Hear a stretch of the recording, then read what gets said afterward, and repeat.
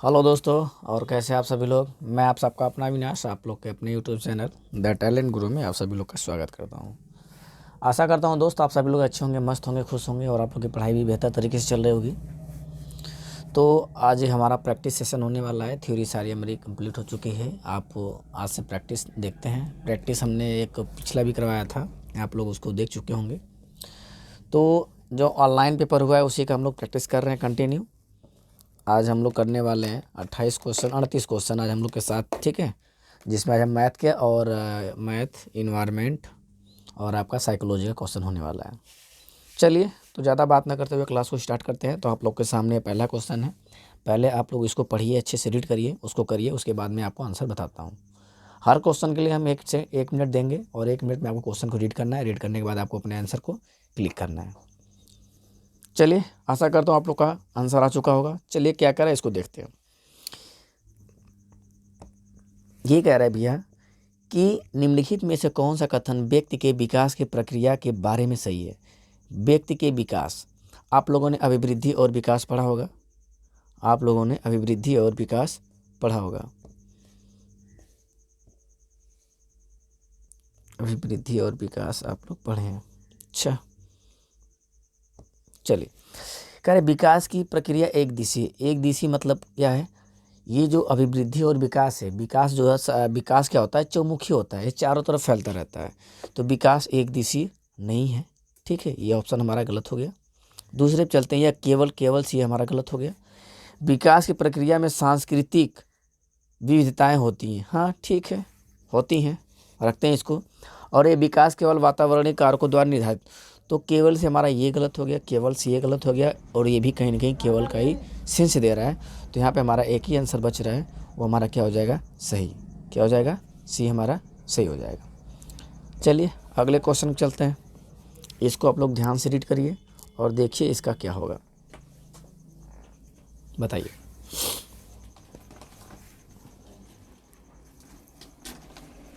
हो गया? देखते हैं। ये कह रहा है कि निम्न में से कौन सा प्रश्न बच्चों में विवेचनात्मक चिंतन को बढ़ावा देता है। विवेचनात्मक मतलब हमने बताया था क्या करना? सृजन करना। क्या करना? सृजनात्मक हमने बताया था, ठीक है। वैज्ञानिक दृष्टिकोण हमने बताया था। रचनात्मक हमने बताया था, ठीक है। रचनात्मक, ये सारे हमारे क्या हैं? विवेचनात्मक चिंतन, ठीक है। तो ये सब सृजनात्मक, वैज्ञानिक दृष्टिकोण, रचनात्मक, ये सारे हमारे क्या होते हैं? पॉजिटिव होते हैं। इसी को हमको ढूंढना है इसमें। पता करो कि तटीय इलाके में रहने वाले लोग क्या खाते हैं, ठीक है। पता कर सकते हैं। तटीय मतलब हमारे जितने भी आसपास के जो भी देश हैं, चाहे राज्य हैं, उन राज्यों में या देशों में क्या क्या खाया जाता है उसके बारे में पता करना है। अच्छी बात है। ये कह रहा है भारत के 10 राज्यों के नाम बताओ। ये तो 10 राज्यों के नाम आप आसानी से बता ले जाएंगे। कहीं ना कहीं ये क्या है? आपसे कहीं ना कहीं विवेचनात्मक चिंतन का मतलब ये दिखा दे रहा है कि अपसारी के बारे में आपसे पूछ रहा है। कहीं ना कहीं अपसारी के बारे में पूछ रहा है। कहीं ना कहीं मुक्त अंत वाले क्वेश्चन के बारे में पूछ रहा है। किसके बारे में? मुक्त अंत वाले क्वेश्चन के बारे में। अपसारी क्या करता है? सृजनात्मकता, रचनात्मक और वैज्ञानिक दृष्टिकोण को बढ़ावा देता है, सोचने समझने की शक्ति को विकसित करता है और आपके अपने विचारों को रखने का अवसर देता है। तो इसमें कहीं आप विचार अपने रख नहीं पाएंगे, क्योंकि 10 राज्यों का नाम पूछा तो 10 ही राज्य के बारे में आपको बताना है। तो ये तो हमारा होगा नहीं। कह रहा है 2 से 10 तक पढ़ा। ये भी कहीं ना कहीं आपको क्या कर रहा है? विचारों को रखने की अनुमति नहीं दे रहा है। ये अभिसारी प्रश्न में आ जाएगा। और ये कह रहा है कविता के स्मरण करना ही हमारा ट्रिक से गलत हो जाएगा। तो ये तीनों हमारे क्या हो जाएंगे? गलत हो जाएंगे। एक ही ऑप्शन बच रहा है, वो हमारा पहला, वो क्या हो जाएगा? सही हो जाएगा। चलिए, अगले क्वेश्चन की तरफ चलते हैं। आप इसको रीड करिए अच्छे से और बताइए इसका क्या होगा।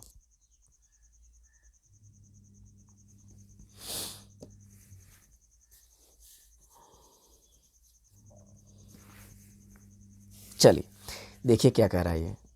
ये कह रहा है कि विकास का चरणीय सिद्धांत निम्नलिखित नियमों में से किस पर स्पष्ट रूप से जोर देता है। क्या भैया?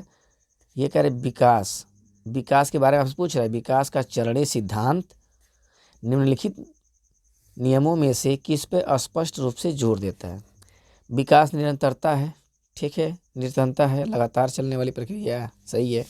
विकास की अनिरंतरता अच्छा, विकास को प्रभावित करने वाले सांस्कृतिक कारक, अच्छा ये भी ठीक है। विकास की प्रक्रिया संबंधित वातावरणीय कारक, आप बताइए क्या हो सकते हैं। कह रहा है कि विकास का चरणीय सिद्धांत निम्नलिखित नियमों में से किस पर स्पष्ट रूप से जोर देती है। ये कह रहा है विकास निरंतर चलने वाली प्रक्रिया है, विकास तो निरंतर चलता रहता है। और ये कह रहे हैं विकास की अनिरंतरता, विकास क्या है, अनिरंतरता। आप एक चीज़ ध्यान देंगे कि विकास तो लगातार चलता रहता है, लेकिन कभी ज़्यादा कभी कम, कभी ज़्यादा कभी कम, कभी ज़्यादा कभी कम। जहाँ इन्वायरमेंट बेहतर मिलेगा बच्चा वहाँ ज़्यादा सीखेगा, जब इन्वायरमेंट बेहतर नहीं मिलेगा तो नहीं सीखेगा। ये विकास निरंतरता अनिरंतरता, अनिरंतरता वाला ही हमारा क्या हो जाएगा, सही हो जाएगा। विकास को प्रभावित करने वाले सांस्कृतिक कारक, कहीं ना कहीं विकास को प्रभावित करते हैं सांस्कृतिक कारक। ठीक है, कह रहा है स्पष्ट रूप से जोर किससे देता है, तो ये हमारा सही हो जाएगा भैया बी। यहाँ पे क्या सही हो जाएगा, बी सही हो जाएगा। अब विकास प्रक्रिया संबंधित वातावरणीय कारक, तो सबसे बेहतर ऑप्शन हमारा आएगा विकास की अनिरंतरता। इसलिए सही हो रहा है भैया विकास की अनिरंतरता, क्योंकि विकास लगातार तो चलता है, लेकिन क्या है, एक सीधी रेखा में नहीं गमन करता है ये। ठीक है, तो इसलिए वहाँ पे हमारा बी सही हो गया था। आप इसको देखिए, बताइए क्या सही होगा इसमें। निम्न में से कारकों द्वारा विद्यालयों में बच्चों का अधिगम से जुड़ाव प्रभावित होता है। अधिगम से जुड़ाव, निम्न में से कौन से कारकों द्वारा विद्यालयों में बच्चों का अधिगम से जुड़ाव होता है। ठीक है, देखते हैं। पारिवारिक सामाजिक कार्यकरण, सामाजिककरण, पारिवारिक और सामाजिककरण सही है। समकक्षी संबंधों, सांस्कृतिक मूल्यों, बच्चों का आत्मसम्मान। अब बताइए इसमें क्या सही होगा, इसमें हमारा क्या सही है।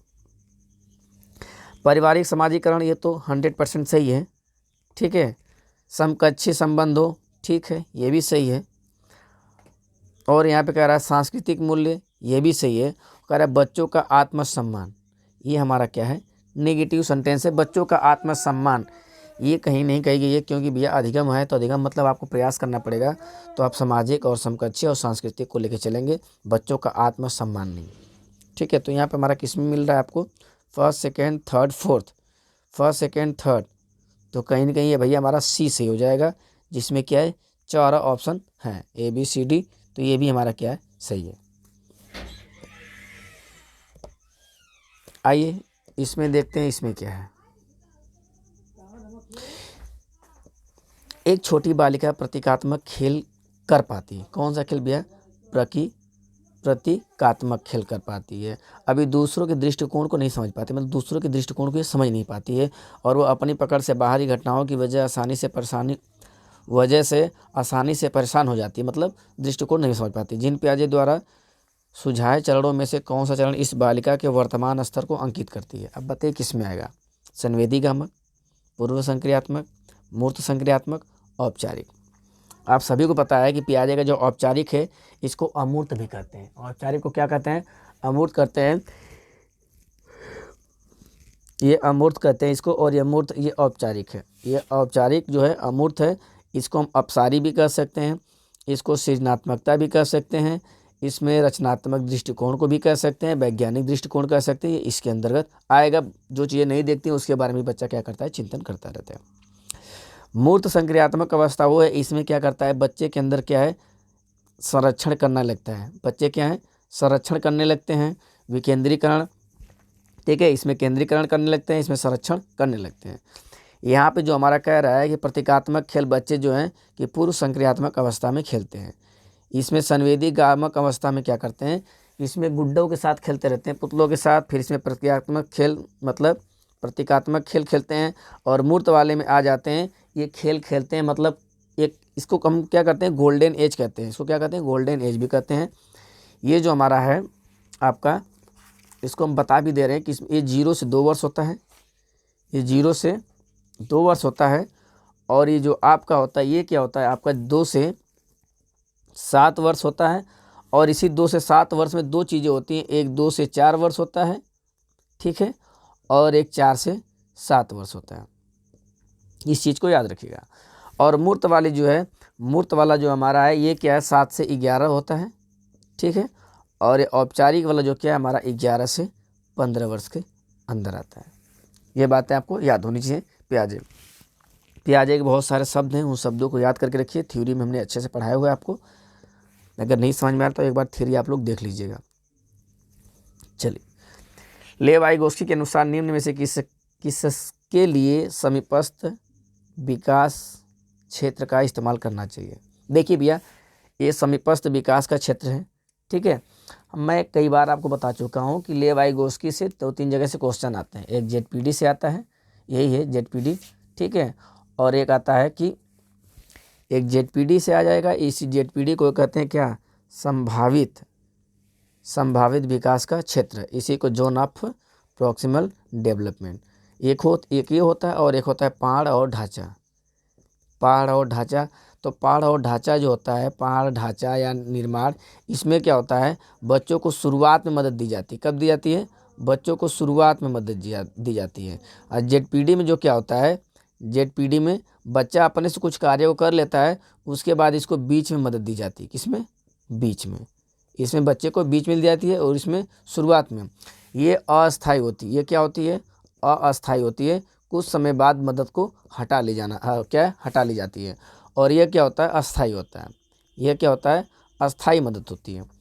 तो आपसे पूछ रहा है ये, तो ये किसके द्वारा, जब हम क्या है, जब बीच में सहारा देते हैं तो यहाँ पे क्या हो जाएगा, केवल अध्यापक। ये अगर अध्यापक और मूल्यांकन, केवल अध्यापक, केवल मूल्यांकन, प्रावाधिक बौद्धिकता की पहचान, तो यहाँ क्या हो जाएगा, अध्यापकों के द्वारा या सहपाठियों के द्वारा या अभिभावकों के द्वारा क्या किया जाता है, बीच में मदद दी जाती है। किसको, बच्चे को,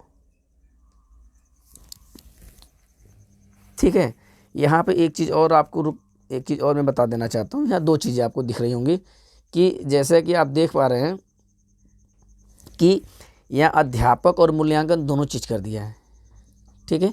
यहाँ अध्यापक और मूल्यांकन दोनों चीज़ कर दिया गया है। केवल अध्यापक से मतलब केवल नहीं, हमने अभी क्या बताया आपको कि अध्यापक के द्वारा भी किया जाता है और बच्चे के द्वारा भी अपना अध्यापक के द्वारा किया जाता है और घर परिवार में जो बड़े अभिभावक हैं उनके द्वारा, ठीक है। तो कहीं ना कहीं हमारा ऑप्शन ये सही होना चाहिए, क्योंकि अध्यापक और मूल्यांकन, जो मूल्यांकन करेगा, ठीक है, वो क्या, मूल्यांकन हमने बताया था कि मूल्यांकन वो चीज़ होता है कि मूल्यांकन का सेंस होता है कि आंकना या पता करना कि बच्चे कहाँ तक सीख पाए हैं। मूल्यांकन का हमारा मेन उद्देश्य होता है कि ये चीज़ पता करना कि बच्चे कहाँ तक सीख पाए हैं, और उसको पता करके कारणों का पता करना क्या कहलाता है, निदानात्मक। क्या कहलाता है, निदानात्मक कहलाता है, कारणों का पता करना। तो जब कारण का पता कर लेंगे तब उसके बाद उसका हम उपचार करते हैं, या तो निर्देश देके या फिर परामर्श देके। तो यहाँ पे हमारा ए सही हो जाएगा, क्योंकि अध्यापक और मूल्यांकन दोनों चीज़ें यहाँ पे सम्मिलित हैं। यहाँ केवल है, यहाँ केवल हमने बताया, केवल इसलिए गलत हो जा रहा है क्योंकि हमने बताया था अभिभावक के साथ साथ, अध्यापक के साथ साथ अभिभावक या सहपाठी भी उसकी मदद कर सकते हैं। तो मूल्यांकन, अब जो उसका मूल्यांकन करेगा वो सब उसके क्या है, हेल्प कर सकते हैं। अब कौन कौन मूल्यांकन कर रहा है उस पर डिपेंड करता है। चलिए, इसको बताइए क्या होगा, इसको बताइए भैया क्या होगा ये। चलिए स्टार्ट करते हैं। एक विशिष्ट संप्रत्यय को पढ़ाते हुए एक अध्यापिका बच्चे को आधा हल किया हुआ उदाहरण देती है, ठीक है। लेव वाइगोस्की के अनुसार अध्यापक किस रणनीति का इस्तेमाल कर रही है, ठीक है। मतलब क्या कर रही है भैया, आधा हल किया हुआ उदाहरण उसे दे रही है। आधा मतलब कर रही है, उसके बाद क्या कर रही है, उसको करने के लिए दे रही है। तो हमने बताया कि यहाँ 2 तरह से मदद दी जाती है, एक तो बीच में, एक कब दी जाती है, बीच में, एक कब दी जाती है, शुरुआत में। शुरुआत में जब बीच में दी जाएगी मदद तो जेडपीडी होगा, और जब शुरुआत में दी जाएगी तो पहाड़ या ढांचा, ठीक है, पहाड़ ढांचा निर्माण ये सब होगा।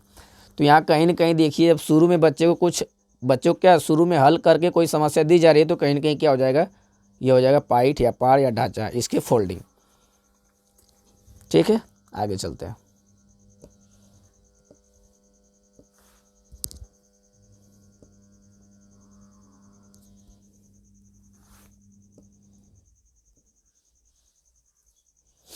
चलिए इसको करके बताइए क्या सही होगा।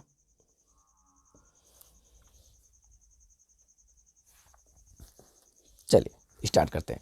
निम्नलिखित में से कौन सा अभिवृद्धि एवं निम्नलिखित में से कौन सा अभिवृद्धि एवं प्रगतिशील कक्षीय माहौल के अनुसार है?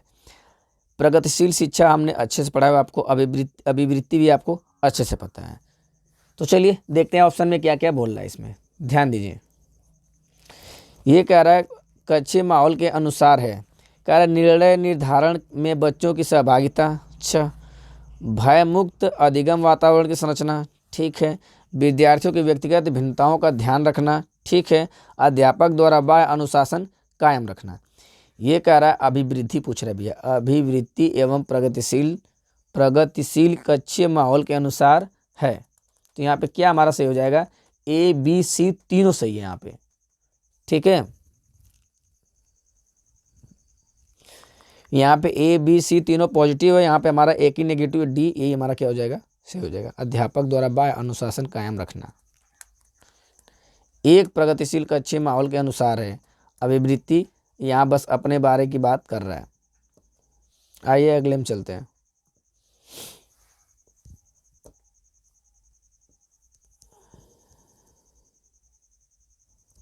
चलिए इसको बताइए क्या हुआ यहाँ पे। यह महत्वपूर्ण है कि कोई अध्यापक बच्चों को बुद्धि लब्धि के आधार पर समूह में पृथक ना करे। अच्छा, यह महत्वपूर्ण है कोई अध्यापक बच्चों को बुद्धि लब्धि के आधार पर स्थिर समूहों में पृथक ना करे। चलिए ये जरूरी है, क्या करना है? यह अध्यापक के लिए असुविधाजनक है, अच्छा। यह विद्यालय के लिए असुविधाजनक है। यह बच्चों को एक दूसरे के साथ अंतर सामूहिक स्पर्धा नहीं करने देता। अब बुद्धि लब्धि संकल्पना अस्थायी नहीं है। और यह बच्चों को चिन्हित के लिए क्या कह रहा है आगे थोड़ा सा देख लेते हैं, चिन्हित के लिए जिम्मेदार हो सकती है। बताइए इसमें क्या सही होगा, क्या सही होना चाहिए इसमें? ये क्या कह रहा है भैया कि यह अध्यापकों के लिए असुविधा है, कह रहा है पृथक ना करें। कह रहा है यह महत्वपूर्ण है कि कोई अध्यापक बच्चों को बुद्धि लब्धि के आधार पर पृथक ना करें, ठीक है, पृथक ना करें, क्योंकि यह अध्यापकों के लिए असुविधाजनक है। अच्छा, ठीक है। बुद्धि लब्धि संकल्पना अस्थायी नहीं है, ठीक है, ये बात सही हमको लग रही है कि बुद्धि लब्धि संकल्पना अस्थायी नहीं है और यह बच्चों को चिन्हित करने के लिए जिम्मेदार हो सकती है। तो ये हमारा क्या हो जाएगा? डी वाला यहाँ पे सही हो जाएगा। आइए अगले क्वेश्चन को देखते हैं। वापस पूछा,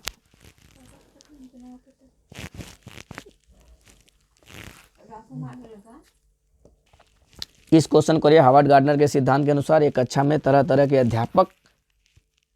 अध्यापन रणनीतियों का इस्तेमाल होना जरूरी है। क्यों जरूरी है इसका ध्यान रखना है आपको। यह कह रहा है कि हार्वर्ड गार्डनर के सिद्धांत के अनुसार एक तरह तरह का अध्यापन रणनीति का इस्तेमाल होना जरूरी है। क्या हो सकता है? यह बहुबौद्धिक को निष्पादन करने में मदद करता है। अच्छा, यह सामान्य बौद्धिक को बढ़ावा में मददगार है। यह तार्किक विद्यार्थियों में मददगार है। यह व्यवहारिक बौद्धिकता को बढ़ाने में मददगार है। क्या हो सकता है यहाँ पे बताइए। कह रहा है कि हार्वर्ड गार्डनर सिद्धांत के अनुसार एक कक्षा में तरह तरह के अध्यापन रणनीतियों का इस्तेमाल होना जरूरी है, क्योंकि यह बहुबुद्धि का निष्पादन करने में मददगार होती है। निष्पादन मतलब समझ रहे हैं कि उसके बारे में कारणों का पता लगाना है कि आप जब बुद्धि लब्धि करेंगे तो आप समझ पाएंगे बच्चे क्या क्या चीज़ें नहीं सीख पा रहे हैं, क्या क्या उनके अंदर कमी है, ठीक है। यह बौद्धिक को बढ़ावा, इसमें आप जो आकलन कर रहे हैं उससे बुद्धि को बढ़ावा थोड़ी मिलेगा, उससे कारणों को पता लगेगा ना। तो यहाँ भैया हमारा ए क्या हो जाएगा? सही हो जाएगा। आइए अगले क्वेश्चन पे चलते हैं, 11 नंबर।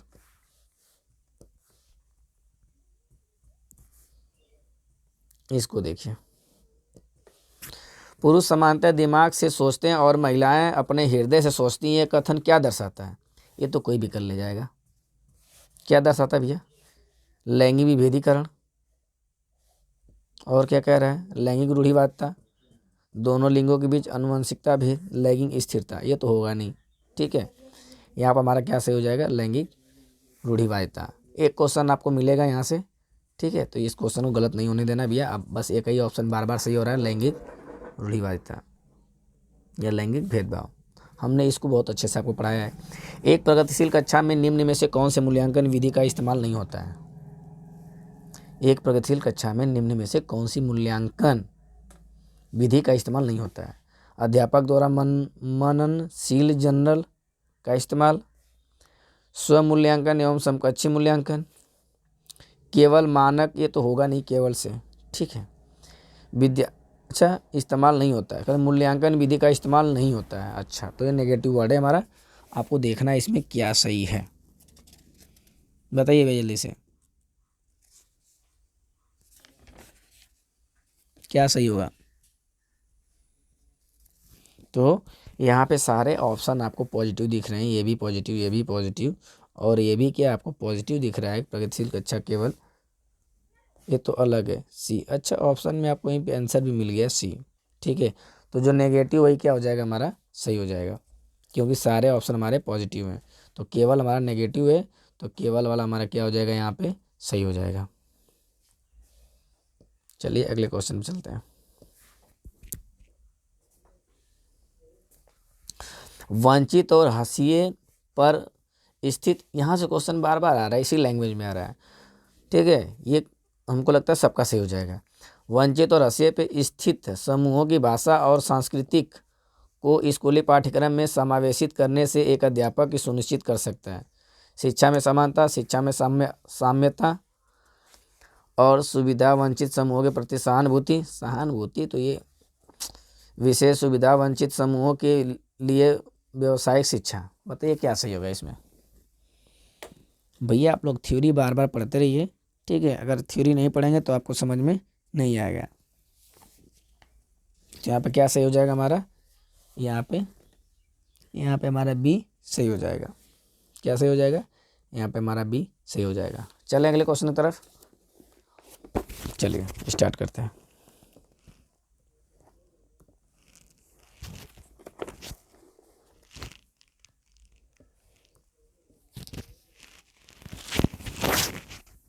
अच्छे से रीड करिए और बताइए क्या सही होगा।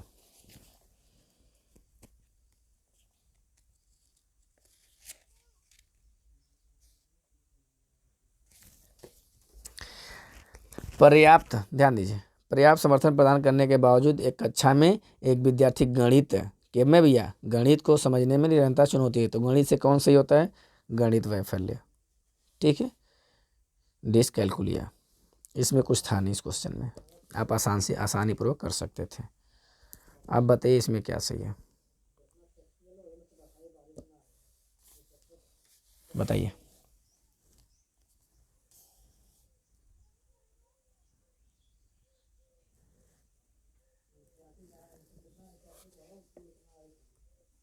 चलिए, एक समावेशी संस्था में एक श्रव्य बाधित विद्यार्थी की शिक्षा हेतु निम्न में से कौन सी रणनीति प्रभावी नहीं है। प्रभावी नहीं है, कौन, श्रवण बाधित है, मतलब सुनने में उसको दिक्कत है, तो कौन शिक्षा इसमें प्रभावित नहीं है। तो जिसमें क्या है शिक्षण की बात, जिसमें क्या है सुनने उनने की बात आएगी, वही हमारा क्या हो जाएगा, गलत हो जाएगा। तो देखिए इसमें क्या है, वीडियो चलचित्र के प्रदर्शन में उपशीर्षकों का इस्तेमाल, तो ये भी कहीं ना कहीं क्या है प्रभावी होगा, क्योंकि चलचित्र है तो वीडियो से देख के वो कर सकता है। आप अंधा है लेकिन देख सकते हैं। पढ़ते हुए अभिव्यक्ति शारीरिक गतिविधियों का संकेत का इस्तेमाल, तो आप इसको भी वो कर सकता है, ये भी क्या पॉजिटिव है उसके लिए। मौखिक संप्रेषण, ये भी क्या करता है, सुन सकता है, बस वो दृष्टिबाधित है। संप्रेषण हेतु मुख्यतः मौखिक माध्यम पर ही, संप्रेषण हेतु मुख्यतः मौखिक माध्यम पर ही, तो मौखिक जब यह बोलेंगे तो सुनेगा नहीं, क्योंकि क्या है वो दृष्टि श्रव्य बाधित है। और यहाँ पे क्या कर रहा है, मौखिक संप्रेषण के साथ साथ चित्रित संप्रेषण, तो आवाज़ तो नहीं सुन पाएगा लेकिन चित्रों को वो क्या है समझ सकता है, तो इसलिए यहाँ पे ये सही है। और ये क्या है सबसे नेगेटिव, और नेगेटिव वाला ये हमारा क्या होगा 100% सही होगा। आगे बढ़ें, चलिए 15 के बाद 16 पे आ जाइए। सृजनात्मकता हमने बहुत अच्छे से आपको पढ़ा हुआ है, ठीक है। सृजनात्मकता, रचनात्मक, वैज्ञानिक दृष्टिकोण, इन सब के बारे में आप बहुत अच्छे से पढ़े हुए हैं। चलिए इसका बताइए क्या होगा, अच्छे से पहले क्वेश्चन को रीड करिए, फिर इसके बाद बताइए क्या होगा।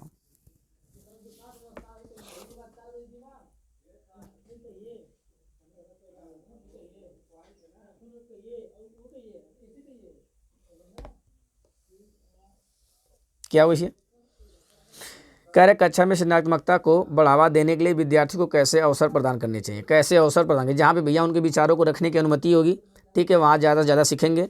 करके सीखने पे जोर देना है उनको मुक्त रूप से छोड़ना है, खोजने पे क्या करना है, जोर देना है। तो देखिए नीचे अभिसारी। अभिसारी का मतलब होता है बंद अंत वाले प्रश्न। आपको किसी के बारे में कितना भी क्यों ना पता हो, लेकिन आपको एक ही शब्दों में आंसर देना, तो कहीं ना कहीं अभिसारी है। अभिसारी के अंदर कौन कौन से प्रश्न आते हैं भैया, बहुविकल्पी, और क्या आते हैं, सही गलत वाले आते हैं, और क्या आते हैं, मिलान करने वाले प्रश्न आते हैं, और क्या आते हैं, रिक्त स्थानों की पूर्ति वाले प्रश्न।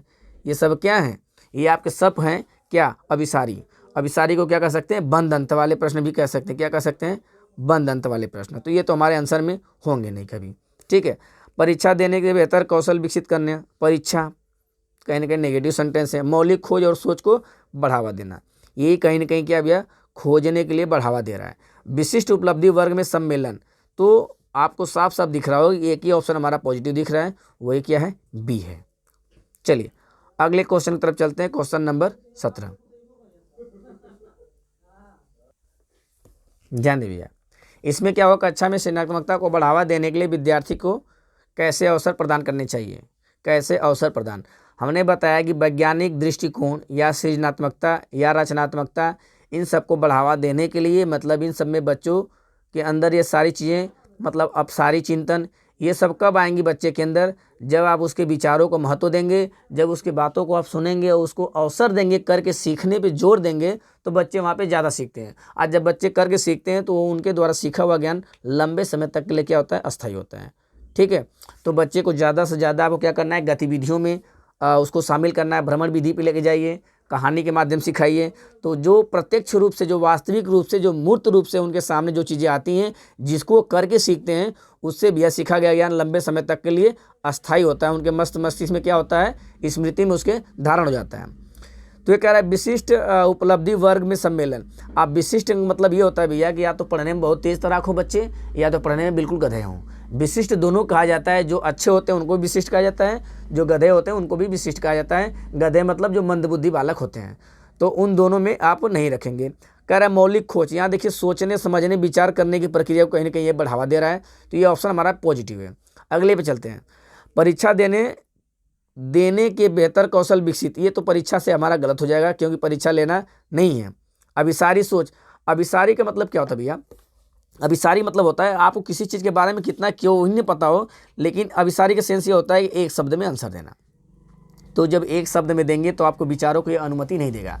इसमें बहुविकल्पी प्रश्न आ जाएंगे, इसमें बहुविकल्पी प्रश्न आ जाएंगे, इसमें सही गलत वाले प्रश्न आ जाएंगे, इसमें मिलान करने वाले प्रश्न आ जाएंगे। ये सारे किसके हो जाएंगे, अभिसारी। और इसका अपोजिट जो होगा वो क्या होगा, हमारा अपसारी होगा। आइए अगले क्वेश्चन पे चलते हैं। अगले क्वेश्चन को ध्यान से पढ़िए, देखिए आप इसको पढ़िए और इसका आंसर दीजिए, क्या होना चाहिए इसका आंसर।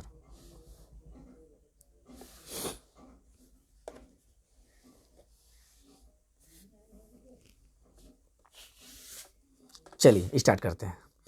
बच्चों की असफलता अक्सर विद्यालय की असफलता होती है। निम्न में से कौन सा कथन वाक्य का समर्थन करता है। देखिए भैया, विद्यालय बच्चे असफल नहीं होते हैं, बल्कि क्या होती है, विद्यालय असफल होते हैं क्योंकि अध्यापक का छिछलापन ज्ञान या अध्यापक द्वारा इस्तेमाल किए गए शिक्षण विधियों, मतलब जब अध्यापक के अंदर शिक्षण विधियों का अभाव होगा, कई भाषाओं का ज्ञान नहीं होगा, उसके विचार जो है सुव्यवस्थित ढंग से अगर नहीं रख पा रहे हैं बच्चों के सामने, तो कहीं ना कहीं क्या हो जाएगा, वहाँ पे ये चीज़ें नहीं हो पाएंगी। एक मिनट, ठीक है अजय। तो वो चीज़ें कहीं ना कहीं क्या हो जाएंगी, नहीं हो। अगर बच्चे के अंदर, अगर आपके अंदर कितना ही ज्ञान क्यों ना हो, अगर आप अपने विचारों को सुव्यवस्थित ढंग से क्रमबद्ध तरीके से अगर बच्चे के सामने नहीं रख पाएंगे, तो बच्चे क्या होते हैं, वहाँ पे कंफ्यूज हो जाएंगे। कहीं ना कहीं क्या होगा, उनके अंदर भ्रांतियाँ पैदा हो जाएंगी, जिससे वो चीज़ों को अच्छी तरीके से समझ नहीं सकते हैं। कह रहा है स्कूल का अस्तित्व विद्यालय के समर्थ में विभेदीकरण, गलत है यहीं पे भैया। बच्चे इसलिए सफल होते हैं क्योंकि विद्यालय बच्चों के सीखने की विविध गतिविधियों का संज्ञान नहीं करते। हाँ, संज्ञान मतलब समझ रहे हैं कि बच्चों की विभिन्न गतिविधियों पर क्या अध्यापक ध्यान नहीं देते हैं, उनके विचारों को नहीं सुनते हैं, वो किस पृष्ठभूमि से आए हैं उनका महत्व नहीं रखते हैं, उनके स्थानिक भाषा या मातृभाषा में नहीं पढ़ाते हैं। इसलिए क्या है, मतलब संज्ञान मतलब समझ रहे हैं कि जो बच्चे के अंदर जो ज्ञान है जो उसके अपरिचित अगर आप रहेंगे तो अपने शिक्षण विधियों को अच्छी तरह से चयन नहीं कर पाएंगे। बच्चे इसलिए असफल होते हैं क्योंकि वह विद्यालय जरूरतों का अनुपालन नहीं, ये गलत बात है। बच्चे योग्यता की कमी और निम्न बिंदु लंबी की वजह से, तो यहाँ भैया हमारा क्या सही हो जाएगा, यहाँ पे हमारा बी सही हो जाएगा, आगे जाने की जरूरत ही नहीं है। देख लीजिए, बच्चे योग्यता कमी निम्न बिंदु और लब्धि की वजह से असफल होते हैं, कहीं नहीं। बच्चे को आप कभी गलत नहीं कह सकते हैं, ठीक है ना, बच्चे को आप कभी गलत नहीं कह सकते।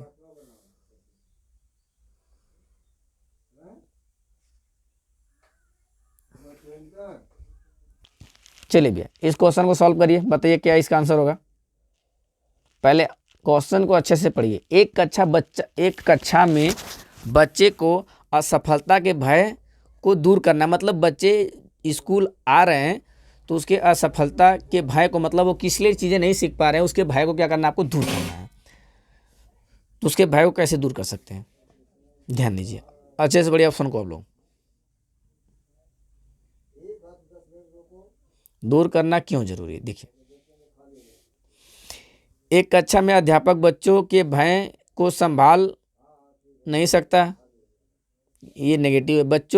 विद्यालय बच्चों के भावनात्मक जीवन की जिम्मेदारी नहीं ले सकता। अच्छा, असफलता और त्रुटियों के अधिगम का स्वाभाविक हिस्सा है, ये हमारा क्या हो जाएगा, सही हो जाएगा। आपको पता है कि गलतियां करना अधिगम का हिस्सा है, हमने हर बार, कई बार, बहुत बार आपको बताया हुआ है।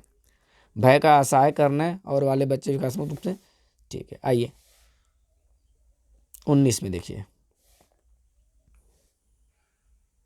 अब बताइए इसमें क्या होगा।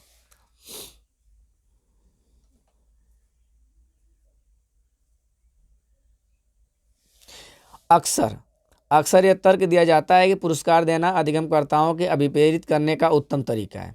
देखिए भैया, बच्चे को अगर आप क्या करें, अभिप्रेरित, बच्चे को अगर अंदर से तैयार करना है तो एक तो होता है पुरस्कार हो गया। देखिए, जो आंतरिक प्रेरणा होती है, क्या होती है, जो आंतरिक प्रेरणा होती है, जब बच्चे अंदर से तैयार होते हैं किसी कार्य को करने के लिए तो वो शीघ्र ही और बहुत कम समय में सीख लेते हैं। जब किसी चीज़ में आपका इंटरेस्ट होगा तो आप उसे और अच्छे तरीके से सीख सकते हैं, आपका उसमें मन भी लगेगा सीखने में। तो आंतरिक प्रेरणा उसे कहते हैं जो अंदर से अपने आप से आए। तो जो ये आज्ञा होता है या फिर ये आपका जो पुरस्कार होता है, एक तरह से बाह्य प्रेरणा होता है। तो ये कह रहा है अभिप्रेरित मतलब होता है कि किसी कार्य को करने के लिए प्रेरित करना, किसी कार्य को करने के लिए प्रेरित करना क्या कहलाता है, अभिप्रेरित। और प्रेरित आप कब कर सकते हैं, अभिप्रेरित मतलब जब अंदर से तैयार होता है तो और बेहतर तरीके से कर सकता है।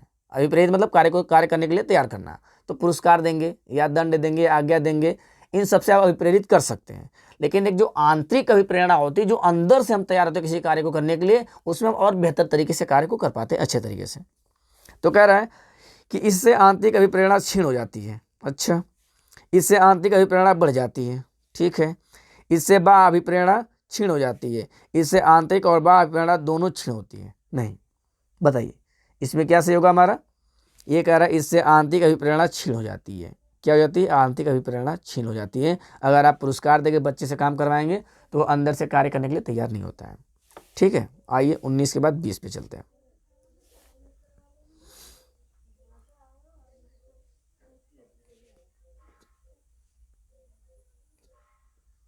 चलिए इसको बताइए क्या होगा आपके सामने।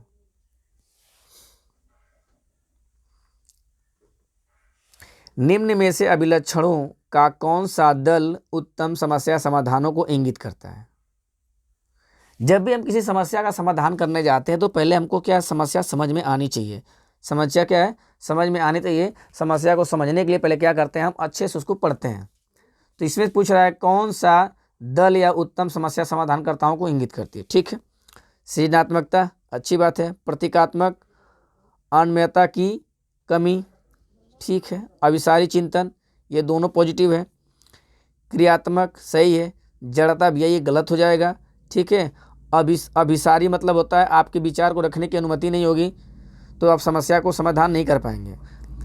अनियमितता, यहाँ पे भी अभिसारी से भी गलत हो जाएगा। अपसारी चिंतन, ठीक है। क्रियात्मक, जड़ता से ये गलत हो जाएगा। तो यहाँ पे एक ही ऑप्शन हमारा दिख रहा है, वो है ए, ठीक है। आइए अगले क्वेश्चन पे।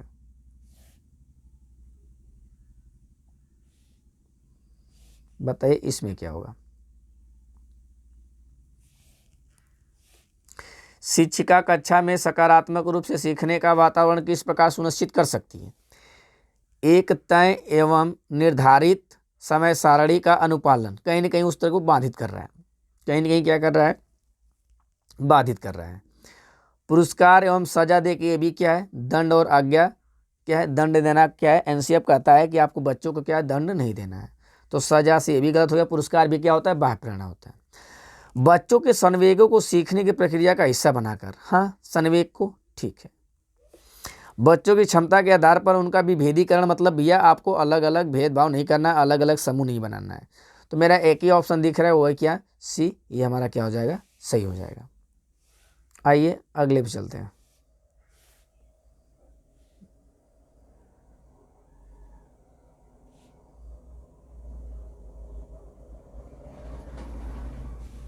बताइए इसमें क्या सही होगा। कक्षा में परिचर्चा के दौरान एक शिक्षिका को विद्यार्थियों के गलत उत्तर सही करने चाहिए। अच्छा, गलत उत्तर सही करने चाहिए, अच्छे से भैया पढ़िएगा। बच्चों की त्रुटियों को तुरंत संशोधन, गलत। अगर बच्चे तुरंत अगर गलतियां कर रहे हैं तो गलतियां करना अधिगम का हिस्सा है।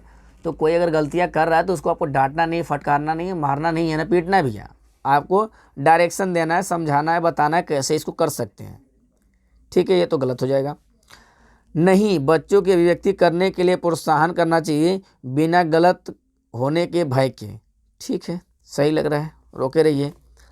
गलत उत्तर हमेशा संज्ञानात्मक अस्पष्टता की कमी को दर्शाते हैं एवं इन्हें हमेशा सुधारना चाहिए। हमेशा सुधारना चाहिए, हमेशा मतलब कहीं ना कहीं आपको दे रहा है ना, हमेशा ही का कहीं ना कहीं आपको सेंस दे रहा है। बच्चे स्कूल में सही जानकारी प्राप्त करने के लिए आते हैं, इसलिए उनको उनके उत्तरों को तुरंत सुधारना चाहिए। ये कभी नहीं हो सकता कि बच्चे आप स्कूल आ रहे हैं तो आप सिखा रहे हैं, तो कोई चीज़ बच्चा सीख नहीं पा रहा है तो आप उसको तुरंत सही मत करिए, उसे थोड़ा करके सीखने दीजिए ना। हमने बताया कि गलतियां करना अधिगम का हिस्सा है, तो गलती कर रहा है तो कहीं ना कहीं वो क्या कर रहा है, सीख रहा है। यहाँ पे हमारा क्या सही हो जाएगा, सी सही हो जाएगा। अगले क्वेश्चन की तरफ देखते हैं। ये वे नीले से आप बता सकते हैं, ठीक है। एक बच्चा वर्ग और आयत में अंतर नहीं कर पाता है, तो आपको पता है कि वर्ग और आयत में अंतर नहीं कर पा रहा है, वह दोनों एक ही श्रेणी में निर्धारित करता है। इसे वे नीले का ज्यामिति का कितना सिद्धांत भैया, 5 तो इसमें होता है। पहला हमारा क्या है, दृश्यीकरण, दूसरा है विश्लेषण, तीसरा है आगमन मतलब अनौपचारिक, ठीक है। अनौपचारिक है जिसको संबंध स्तर भी कहते हैं, हमने आपको बताया इसको संबंध स्तर भी कहते हैं। और लास्ट में होता है अनौपचारिक, अरे औपचारिक, सॉरी, इसमें क्या होता है, औपचारिक होता है। औपचारिक को हम अमूर्त भी कह सकते हैं। इसमें नियम कानून, इसका दूसरा नाम क्या है, निगमन है। तो जब क्या करें, जब आकृति के आधार पर विभेद नहीं कर पाता है तो दृश्यीकरण, जब उसके गुण के आधार पर विभेद कर लेता है तो विश्लेषण में आ जाता है, और जब उसके क्या है, नियम और सूत्र को याद कर लेता है तो आ जाएगा अनौपचारिक में। और जब इसके बाद जो आता है औपचारिक, उसमें क्या है, नियम और सिद्धांत को प्रूफ कर लेता है। और दृढ़ता सबसे लास्ट ऑप्शन है, और दृढ़ता वाला जल्दी आपके एग्जाम में पूछता नहीं है। तो यहाँ पे हमारा क्या सही हो जाएगा, यहाँ पे हमारा सही हो जाएगा दृश्यीकरण। एनसीएफ किसी का गलत नहीं होना चाहिए, एनसीएफ हमने बहुत अच्छे से बताया हुआ, आपको किसी गलत नहीं होना चाहिए इसमें।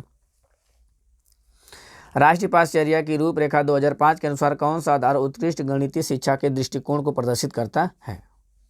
बताइए क्या सही होगा।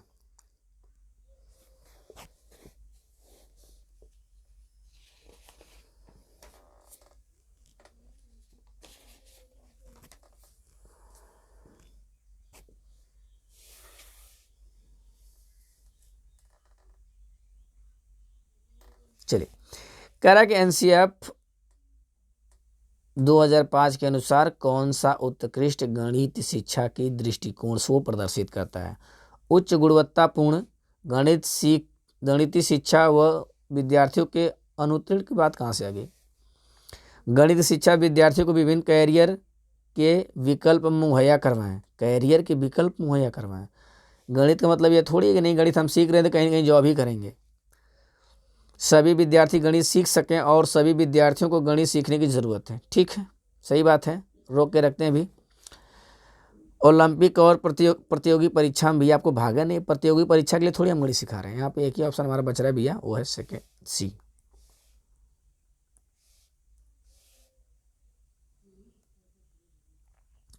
गणित केवल अंकगणित नहीं है। निम्नलिखित में से कौन सा कथन दिए गए संदर्भों में से उपयुक्त है? प्राथमिक स्तर पर केवल ज्यामितीय आकृतियों पैटर्न को पढ़ना जाना चाहिए? केवल नहीं भैया। बीजगणित में अंकगणित अंतर्निहित नहीं है? अंतर्निहित है भाई, अंतर्निहित है उसके अंदर। गणित की पाठ्य पुस्तक में ज्यामिति को एक खंड के रूप में प्रस्तावित किया जाना चाहिए। ठीक है, देखते हैं भी। गणितीय पाठ्यचर्या में गणित के क्षेत्र जैसे आकार, ये द्विक स्थान संबंधित समझ, मापन, आंकड़ों का प्रबंधन आवश्यक, ये ज़्यादा पॉजिटिव लग रहा है। ठीक है, ये हमारा क्या हो जाएगा, ये कह रहा है कि एक खंड के रूप में प्रस्तावित करना चाहिए। ये कहीं न कहीं एक कहीं केवल का सेंस दे रहा है। तो यहाँ पे हमारा क्या सही हो जाएगा, बी, ये डी सही हो जाएगा।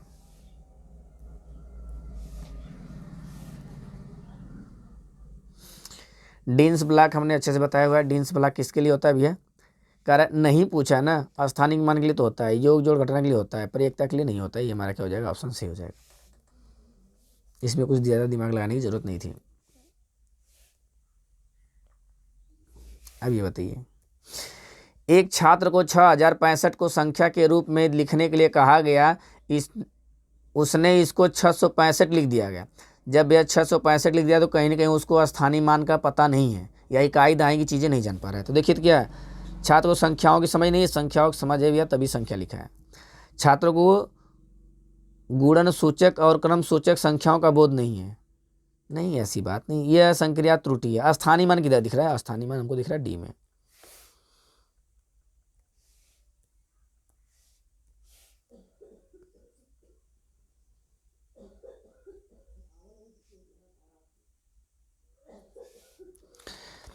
कुछ छात्र में भागफल और शेषफल शब्दों के उलझन या भ्रांति छात्रों में इस प्रकार उलझन को दूर करने के लिए निम्न में से कौन सी नीति उपयुक्त है? श्यामपट्ट पर शिक्षक द्वारा अनेक विभाजन नकल नहीं करना भैया। छात्रों को कार्य शीट और उन्हें उसका अभ्यास, ये भी कहीं ना कहीं नकल करने का सेंस है। मूर्त, हाँ, मूर्त चीज़ों को क्या करेंगे आप, दिखाएंगे। जैसे एक दिखाना है अगर तो 1/2, आप मूर्त सी चीज़ों को L+3 के कहीं से देखेंगे तो यहाँ पे कहीं ना कहीं चीज़ें हैं। और इसमें क्या है, भागफल और शेषफल परिभाषा को कम से कम 20 बार लिखना है। ये सारे गलत है, हमारा सी सही हो जाएगा यहाँ पे, क्योंकि मूर्त पदार्थों का प्रयोग और छात्रों को कहा जाए कि उसको विभिन्न भागों में काट काट के अलग अलग से समझें। योगात्मक मूल्यांकन की विशेषता क्या नहीं है? यह सत्र के अंत में होने वाली परीक्षा है। सही है, सत्र के अंत में नहीं पूछा आपसे।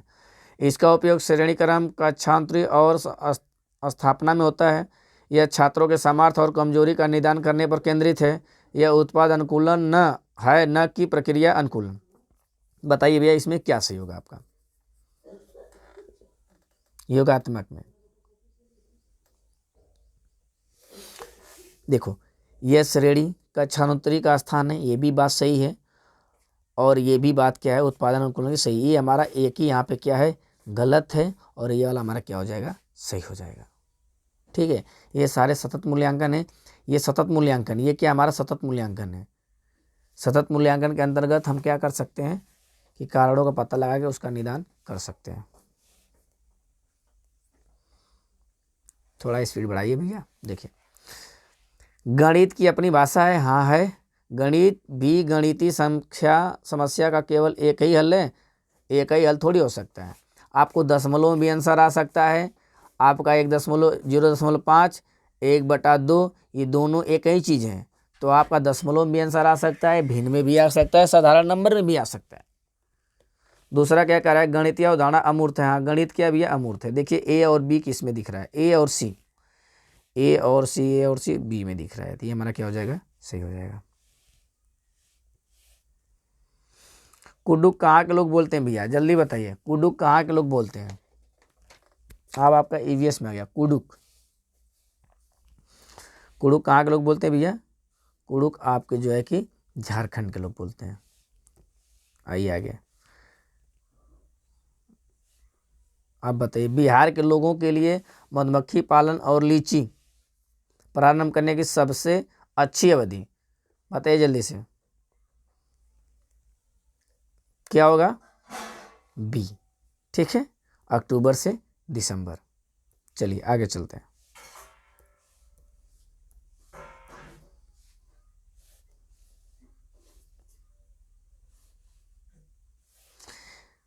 निम्नलिखित में से कौन भारत संघ शामिल प्रदेश, अच्छा संघ शामिल है, भारत का संघ शासित मतलब केंद्र प्रशासित, केंद्र ठीक है प्रशासित वाला पूछ रहा है आपसे, बताइए। लेह लद्दाख जम्मू कश्मीर, ठीक है ये केंद्र शासित प्रदेश है। आपसे केंद्र शासित प्रदेश पूछा था, कौन से केंद्र शासित प्रदेश है।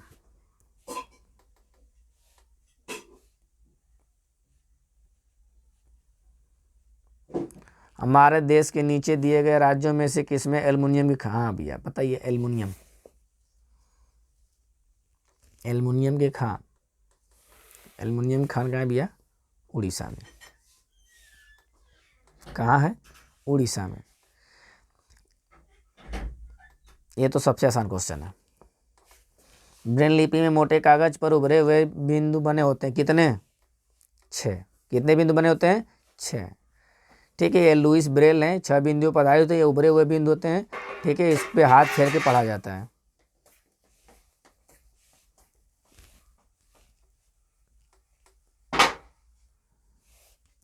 अब बताइए इसका मतलब क्या होगा।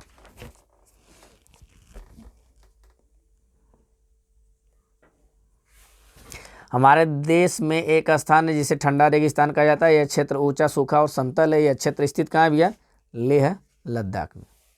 कहाँ पे है, लेह लद्दाख।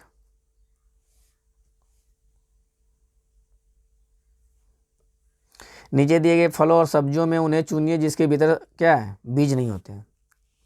बताइए इसमें क्या सही होगा,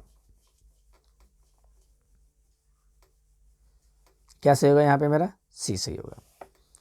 इन सब चीज़ों में ज़्यादा बात नहीं खर्च करेंगे क्योंकि भैया आपको पता है सब सारी चीज़ें हमने पहले बता दिया आपको कि क्या क्या। अब यहाँ पे इस क्वेश्चन से आपका कई सारा क्वेश्चन क्लियर होने वाला है। ठीक है यहाँ पे 2 कॉलम है, दोनों कॉलम को आपको ध्यान से देखना है कि किसमें क्या होगा। चलिए बताइए।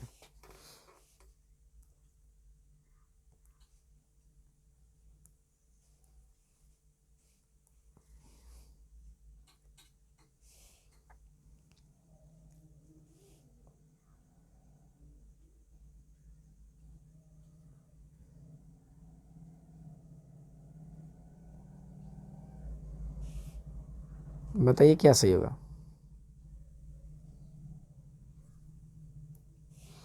इसमें क्या सही होगा, 73 का हमारा क्या सही होगा, डी। ठीक है ये सारे घर के ऊपर डिपेंड है, इसको अच्छे से आप लोग देख लीजिएगा। ठीक है दोस्तों आज के लिए बस इतना ही, फिर मिलते हैं आपसे नेक्स्ट वीडियो में, तब तक के लिए धन्यवाद।